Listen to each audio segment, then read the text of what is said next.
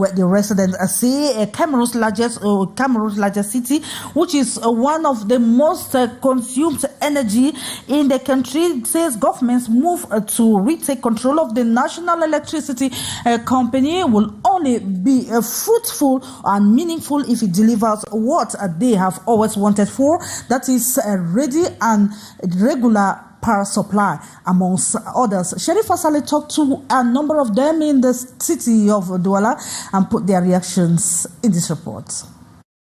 The announcement that the state is taking back ownership of the electricity supply company has been met with hope in Douala, Cameroon's economic hub and one of its most energy-dependent cities. It will be to our advantage for the state to take back what is rightfully theirs. We also hope to have a stable 24/7 electricity supply.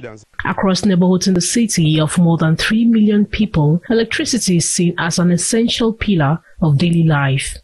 For me, the first priority is ending the constant power outages, followed by reducing the cost of electricity. People are complaining because prices are too high. From our homes to our workplaces, we need a stable supply.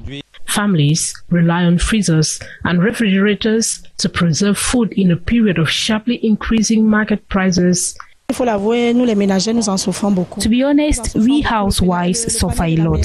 Feeding our families is already a challenge, and it's painful to buy groceries for a week or month only to lose them because constant outages spoil everything we store. For many, the state's takeover will be judged not by its symbolism, but by whether it improves these daily realities. If electricity continues the way it has been, then this change will be pointless.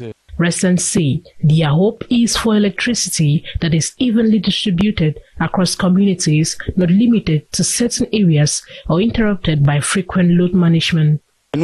Our main hope is for a stable electricity supply that is accessible and affordable for everyone. The expectation is that the shifts in ownership will bring stronger maintenance of the grid, faster response to faults, and investment in aging infrastructure that has been blamed for repeated outages.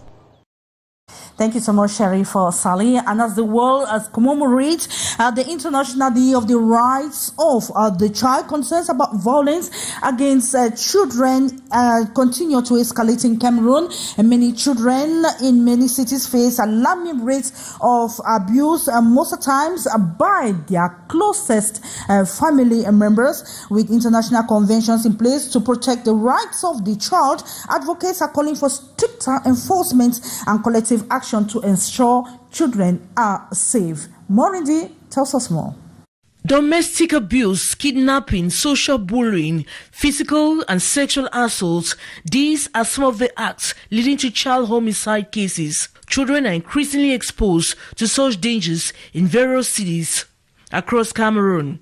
According to child rights defenders, the perpetrators are often individuals within the children's immediate environment. Today, when we look at what's on TV, movies and other programs, children are tempted to imitate. They don't know how to distinguish right from wrong. There's also social media. Many children are present online using computers and phones. They can easily come into contact with dangerous people. And because children are naive, they take things at face value and apply them. These individuals frequently exploit children to carry out criminal or harmful activities. Another issue is that harmful individuals can follow them even into schools. They meet them on the streets and lure them into drugs, especially teenagers, to turn them away from their parents. All these factors show that when a child has access to everything, they can end up doing anything. According to legal text, crimes committed against children are punishable by law.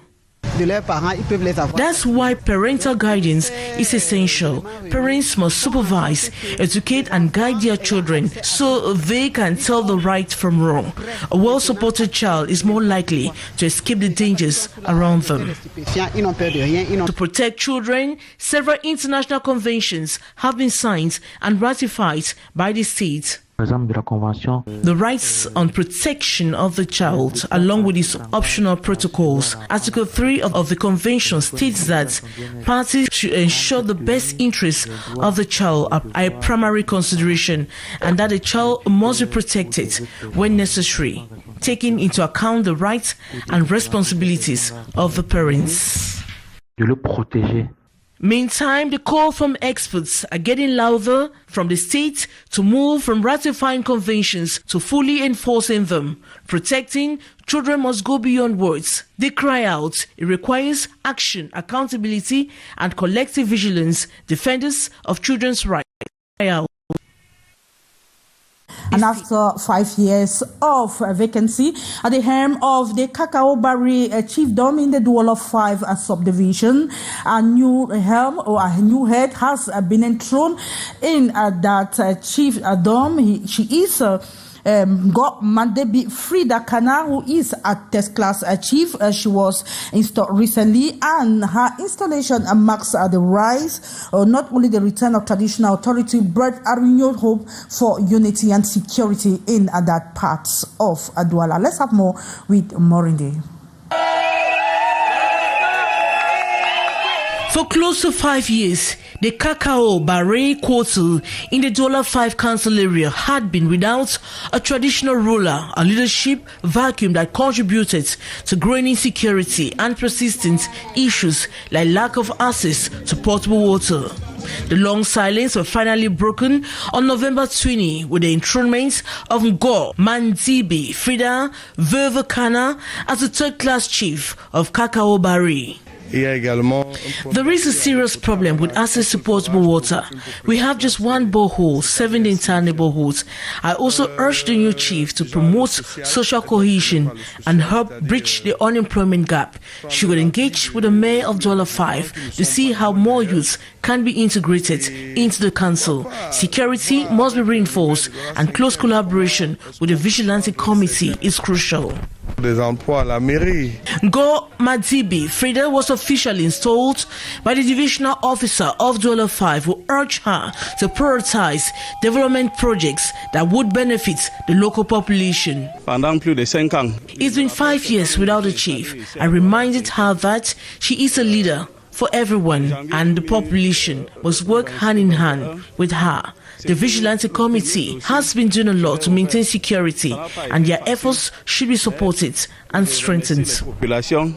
In her first public address, Chief Ngo Madibi Frida outlined her key priorities. I have extended a hand to everyone. I am preaching unity and peaceful coexistence. I hold no grudges against anyone. Let's put our differences aside and work together for the good of Kakaobari. Je ne garde rancune à personne. Residents of Kakaobari express optimism about the future, with many hoping that the appointment of a woman as chief will bring a new dynamic to local leadership. They believe her leadership could speed up long-awaited development projects and restore confidence in traditional authority. Thank you so much, Morindi. And the promotional sale of basic commodities finally opened in the nation's political capital, Yaoundé, precisely at the 20th Boulevard by the Minister of Trade, Luc Magloire Tangana-Barga, this Friday. It is an opportunity for many Cameroonians looking forward to celebrate the end-of-year festivities. Beatrice Ngamo with more. The tradition for many years now respected this 2025. The promotional sales of basic commodities at the 20th May Avenue in Yaoundé. Here, the price difference compared to the local market very visible. A kilogram of meat, for example, the price here are in the range of 2,300 with bone and 2,700 without bone, compared to 2,500 with bone and 3,000 without bone in the local market. The same goes with rice, sugar, washing soap, and many other products. Considered by many as opportunity not to let go. The price difference of few coins or thousands might not be much, but can buy other goods and so reduce cost of living. The innovation this year is that the number of participants is improving. You have more participants, you have more products, It means that there is more competition between the seller, and more competition means also that drop of price. I have taken the example of rice. The rice, you can have a bag of rice, 50 kilograms at 15,000 francs, the comfort of the consumer. This reduced cost of living, easier access to basic needs, supporting vulnerable groups, stabilizing the local economy, and encouraging consumers' awareness, the many advantages. Traders in the market say it is good, but due to other constraints and purchasing costs, prefer to sell at their own profit price.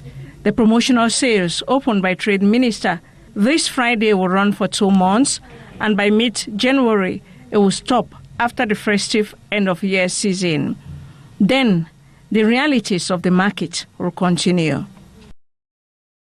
And before we wrap up this edition of the Primetime Newscast in the English language on Canada International, let's have this advertorial where fraternity reunion and strategic calculations between Cameroon and Equatorial Guinea around hydrocarbons is taking a new twist. This was in the nation's political capital, Yaoundé, as you see in this report. The visit by the President of Equatorial Guinea, Theodore, portrays the shared desire by Equatorial Guinea and Cameroon to strengthen cooperation in this strategic sector. Welcoming the guest on behalf of the Managing Director General of the National Hydrocarbons Corporation, Nathalie Modiki, evoked the timeliness of the visit at this period when they are preparing to demonstrate their ingenuity, creativity, and the foresight Africa possesses to the rest of the world.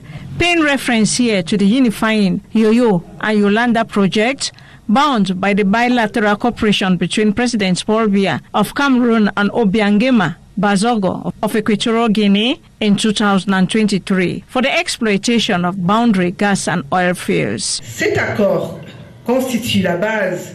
The agreement forms the basis of one of the most structuring energy projects in our sub-region, namely the development and exploitation of our gas resources of the Yoyo-Yolanda transboundary field. The Equatorial Guinean Vice President, on his part, congratulated President Paul Biya for his brilliant election, as is an African tradition. Adding, Cameroon is one of the most industrialized countries in the sub-region, and he thinks Cameroon can contribute much more than it is currently doing to Equatorial Guinea. Para atraer más inversores cameruneses en Guinea Ecuatorial. Teodoro Ngema Obiang Mange adds he wants to break this barrier to open the doors to attract more Cameroonian investors to there in other sectors in his country. Details on the sister project, two structural projects by the SNH, the panorama of the refinery and the tank farm, with priority on storage and security, were presented the guests. Thousands of millions of tons of crude oil and gas, which through a modern, modulated and integrated refinery, we see added values after local transformation. Tradex Equatorial Guinea was also presented by the Director General in the person of Emmanuel Patrick Mvondo, announcing the construction of 4 new filling stations in Equatorial Guinea, projecting employment choice. Here, the 2026 perspective at 10 billion CFA francs. The visit and discussions marked a new dawn of committed growth and engagement to foster development between Cameroon and Equatorial Guinea in the hydrocarbon sector. The visiting Vice President of Equatorial Guinea, Teodoro Ngema Obiang Mange, left the SNH Yaoundé building with sweet memories of Cameroon. And that Victoria takes us to the end of today's edition of the Primetime Newscast in the English language on Canal D International. It is a pleasure knowing you are watching, but don't go away because we have other editions of the news where you have more information that you need. But then we can only wish you a happy weekend in the company of programs on Canal D International.